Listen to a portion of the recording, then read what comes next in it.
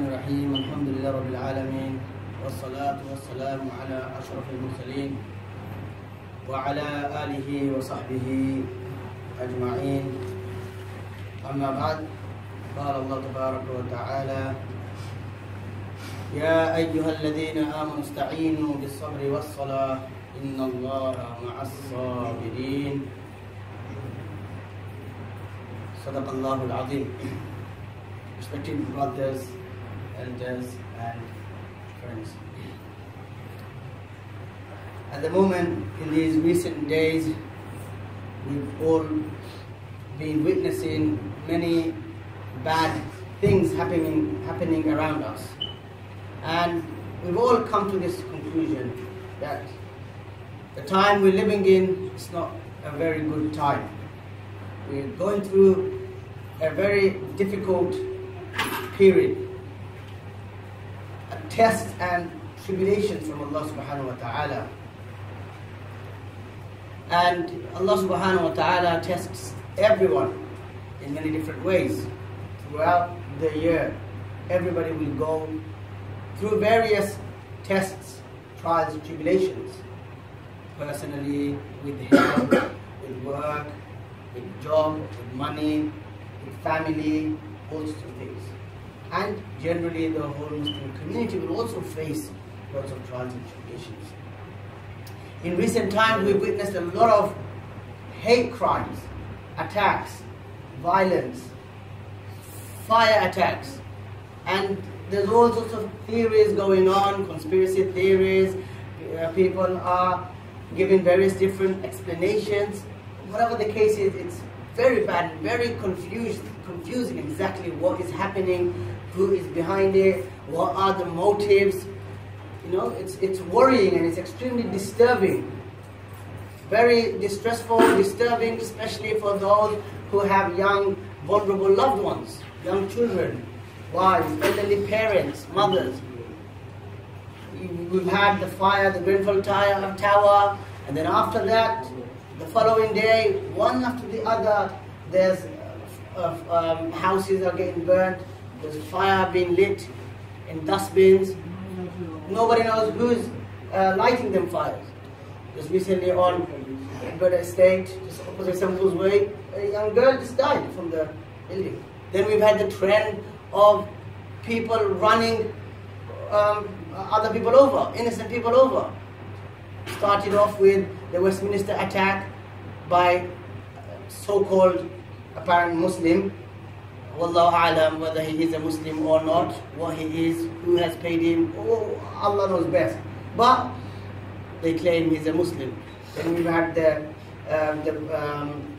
recent attack, and now it's just becoming like a trend now.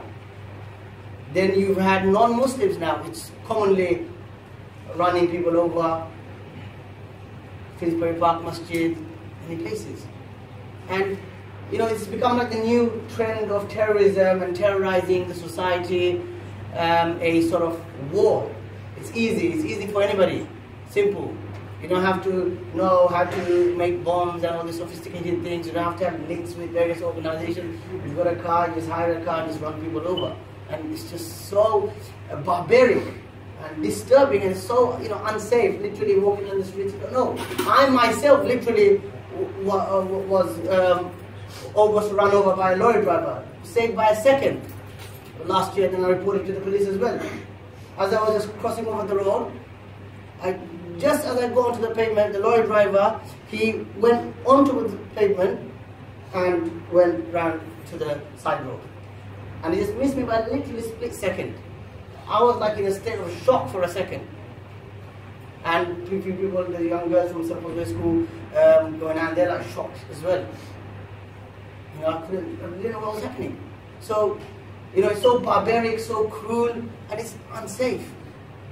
And now you have this acid attacks. You know, it's so cruel. It's so easy to do. You know, you don't need to be a martial artist, strong, build, anything. From distance, you just throw some acid, and that's it. That person's life is affected. their marriage, their work, everything, their self-confidence, and it's like, lifelong torture. And even in our countries as well, it's always been common. In the Asian countries, husbands, giving this acid attacks on their wives, etc., way of getting their anger out. And it's so cruel, barbaric, and evil. And it's very worrying and disturbing. And surprisingly, many of these acid attackers are young kids. Recently in Roman Road, in Watney Market, they received a video in Docklands, a cyclist just riding past the car with the window half open, got a massive kitchen knife, and started stabbing him through the window. So, Wallahu A'lam, And these all local young kids. As soon as one of the criminals was caught with the acid attack, it was a young teenager on scooter, especially around this area, my land, Bow, Poplar. It's very dangerous. For the last 5-6 years, I personally have been watching them, observing them. This gang of youth, mainly mixed race, white youth, are just, it's really organized gang. And I'm surprised that the police is not doing anything about it. The councillors, the mayors, the local community leaders, the committees are not doing anything about it. Nobody's taking it serious. They think it's just young kids riding around on scooters. These are the daylight robbers. Nobody buys scooters. Houses are safe. Such a dangerous, organized gang. You should not underestimate them. My first confrontation with them was in, I think, 2012. That's when I started realizing, the situation of these areas are changing. When we were young, it was mainly Asian kids just hanging around, in little areas. But they weren't into crimes, robbery, or anything like that. They were just hanging around. The most maybe take a few spliffs. That's about it. They were not going and attacking people's houses. Yes, sometimes there was this constant tension between race. If another white guy went past, they'd probably say, "Oh, what are you looking at?" And they started a fight. That's sort of it. Now these guys are like dangerous, organized gangs.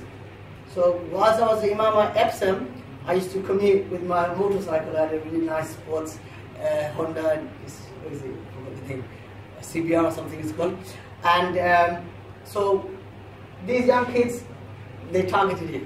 They robbed my bike, and then obviously it's robbed, finished. The next day, I see one just riding right past me. Young kid, they're having a joyride. It made me so angry. I chased after him. I literally wanted to pull him down and chuck him on the floor, but missed him. So then I went on a search, went around asking people, showing my bike to everyone. So everyone saying they're in this area, they're in this area, etc., etc.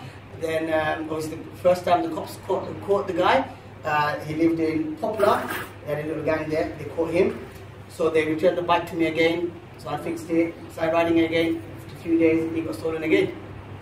And then this time, one of the brothers here, Nizam, he found it. He was parked up literally just next to the cemetery over there. You know that Myland cemetery? He was parked up there. So he called me, I came there, and as soon as I saw it, I thought I knew, obviously, dangers lurking nearby. So I called the police. My bike was stolen, and I just found it, so can you send people over?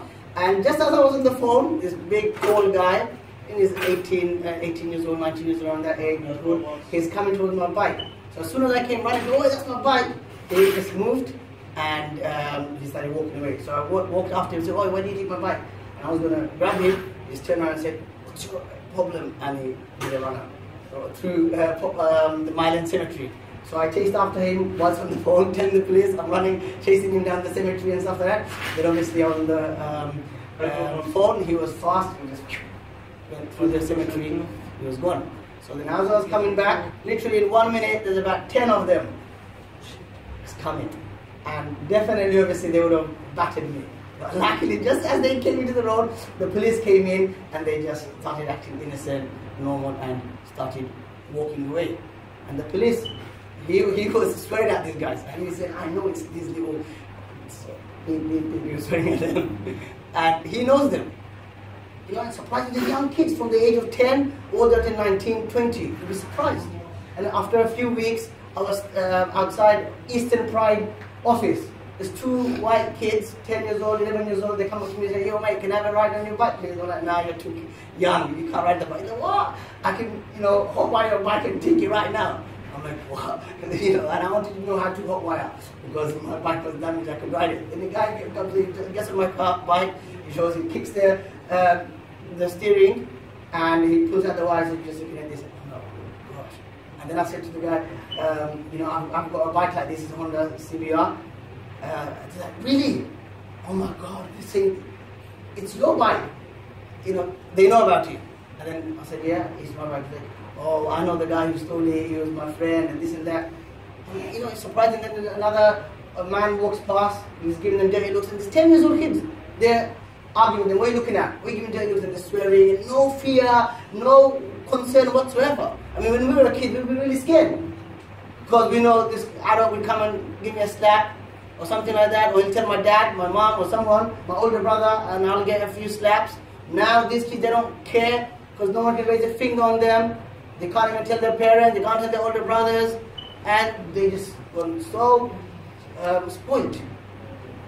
So my point is, you know, we should be organized and we should try and do something. I mean, after these recent incidents, I myself, you know, got involved as well with a few meetings to try and set up some kind of sub-community project which will lobby with the local council to, you know, pressure the police, the councillors, the mayors, etc. to take more action. Likewise, create a group of volunteers who could work in support with the local police. You know, and you've already got the community watch and stuff like that, get them signed up as well. So these kind of initiatives, so we need to take these initiatives. So, you know, my appeal, because young brothers who are not already involved, who have not got serious responsibilities with either a masjid or a charity or a school or a madrasa, where you are, you know, already doing some service of deen and you're overwhelmed and overstressed with lots of responsibilities. So if you're not, then do something.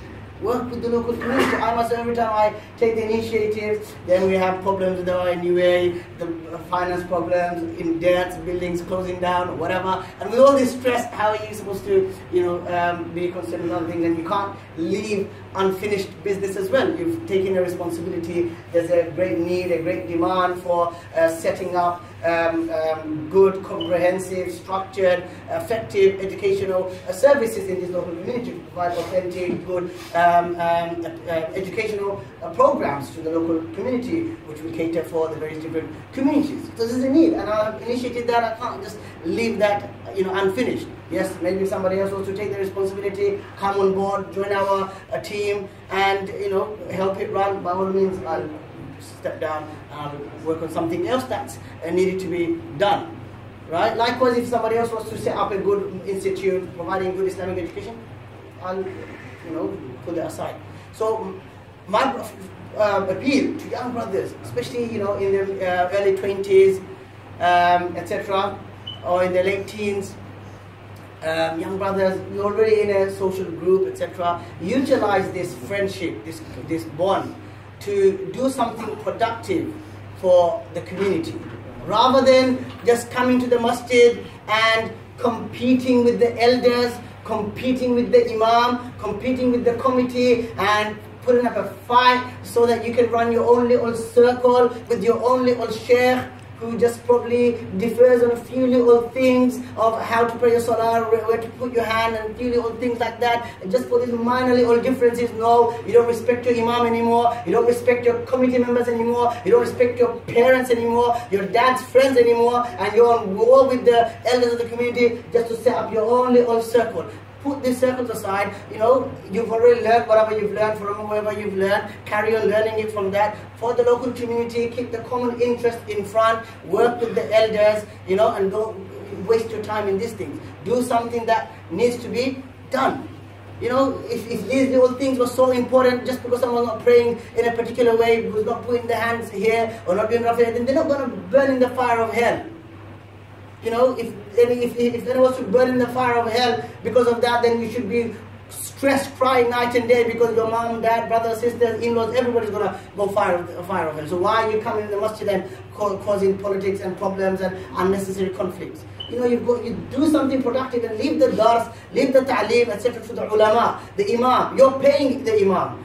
Do something, you know, with the local imam. Everybody knows who the imam is. Everybody knows where he was born, where he was raised, where he studied, all his shuyukh, what he has done all his life. Everything you know. Rather than just having some sheikh that all of a sudden comes from somewhere and, you know, just speaks nice Arabic. Israelis speak Arabic, Zionists speak Arabic, Abdul Fattah Sisi speaks Arabic, Bashar al-Assad speaks Arabic, you tell him to come and give a better khutbah than I do. So does that not mean he's become an allama now? He can come to this country and put a beard on. Just because someone speaks nice Arabic, that's it. You abandon your local imamiyah, but you know. So it's not about these little differences. It's not so important. No one's going to burn in hell that you have to, you know, get in conflict with the local masjid, with the committee, with the elders, your fathers, friends, masjid imam. Leave it to the imam. Imam is recognized. Imam is known by everyone. And when he is giving fatwa, you know exactly where it's from. And learning deen from someone you know is very important. This is one of the most important aspects of deen. Al-isnadu min ad-deen. The Salaf al-Salih in Muqaddamatul Muslim. He quotes sayings of many of the muhaddithin and the salaf about the importance of isnad, knowing where a person studied from, who he gets authorization in narrating hadith from, who are his teachers, what is his chain, etc. And that's why the salaf, they would know the names of every single teacher a sheikh would have, and they would have hundreds and thousands, and they would know all of them. And then scholars later on would study and scrutinize every single shuyukh. And now just anybody comes and that's it. It's nice speech. And they totally, now they want to compete. No, stop with that. Do something productive, something you're best at, you're better at. That's what you're there for. Be active. Go out, do something as a community and work under the supervision, leadership of your elders, ulama, your imams, your masjid elders. You know, and try to work maybe under some supervision of established organization. So in that way, you know, you're not regarded as someone just trying to set up their own little thing and looking for name and fame and power and stuff like that. People will give you support. There's already volunteers, etc. So lastly, you know, I would like to conclude just by mentioning a few du'as which are very important. So don't be so worried. Yes. Don't be so worried what's happening. Rely on Allah subhanahu wa ta'ala. Tawakkul wa ala Allahi falyatawakkal al-mutawakkilun. Let the ones who rely on Allah subhanahu wa ta'ala. And Allah subhanahu wa ta'ala is the doer of all things. Nothing can happen to you unless it's already predestined for you. So don't be so worried. Whatever is meant to happen, it's going to happen. If it's not meant to happen, it's not going to happen. And these are the basic fundamental hadith and aqidah every Muslim should have. So make dua. Once you make dua to Allah subhanahu wa ta'ala, have trust in Allah subhanahu wa ta'ala. So it comes in a hadith by Salama radiallahu anha, narrated by all the books in Sahih Sittah.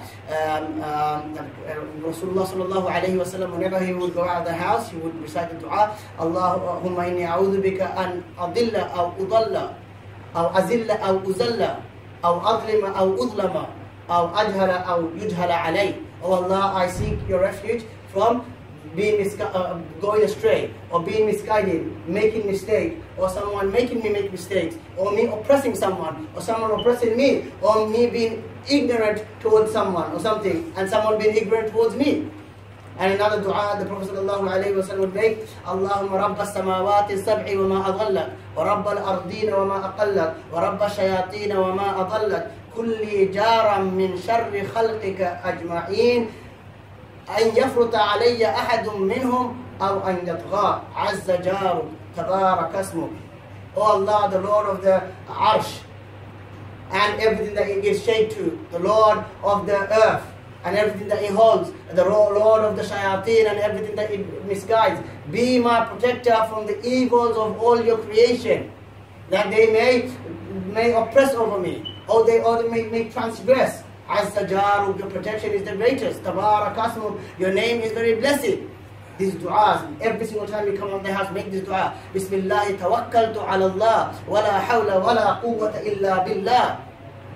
I come out in the name of Allah, with the barak of Allah, in the name and the barak of the name of Allah subhanahu wa ta'ala. Bismillah tawakkaltu ala Allah. And I have taken the full reliance on Allah. La hawla wa la quwwata illa billah. There is no power and might except from Allah. Read these du'as. Read Ayatul Kursi every single morning and evening. Read Bismillahi alladhi la yadurru ma'asmihi shay'un fil ardi wa la fis sama. I begin in the name of Allah, with whose name, Bismillah la yadurru ma'asmihi shay'un, with his name, nothing in this and the heaven and the earth will cause any harm. So these du'as recited. Make dua to Allah. If you see any trouble, Allah makfinihi bima shit. Anybody trying to harm you, oh Allah, deal with them as you like. Allahumma inna naj'aluka fi nuhurihim wa na'udhu bika min shururihim. Oh Allah, I put you fi nuhurihim, against the throats, against them, Allah, you guard me. So read this dua, and I seek refuge from the evils. So read this dua. So once you read this dua, you've got nothing to worry. Have this practice. But just because you're safe, you read this dua, there's many other brothers and sisters who don't know these duas, and who can't read these duas. And still, taqdeer problems would happen. So doesn't mean just read dua and just sit there. You need to take precaution as well. Be very cautious when you're going out. Be alert. When you walk down the streets, walk like ladies. Ladies with the sixth sense, or as if you've got eyes behind your back. Be alert. What's going on? So you see someone crossing over, watch out. When cars go, be a bit cautious, especially when you've got kids with you. Try to not to open your windows all the way. So be smart. And like I said, just because you're safe with the du'as, but other vulnerable brothers and sisters, they're not going to be safe, and oppressors, wrongdoers will carry on. So we still have to do our bit. We have to carry on making effort, like I advised earlier on. Get together, work with the local community, work with the local police, with the local authorities, with the masjid, and inshallah together, we can tackle the situation. And even if we can't, we will surely be rewarded very highly by Allah subhanahu wa ta'ala in this world and the hereafter. May Allah subhanahu wa ta'ala give us the tawfiq to act on what He said. Wa akhiru da'wana, alhamdulillah.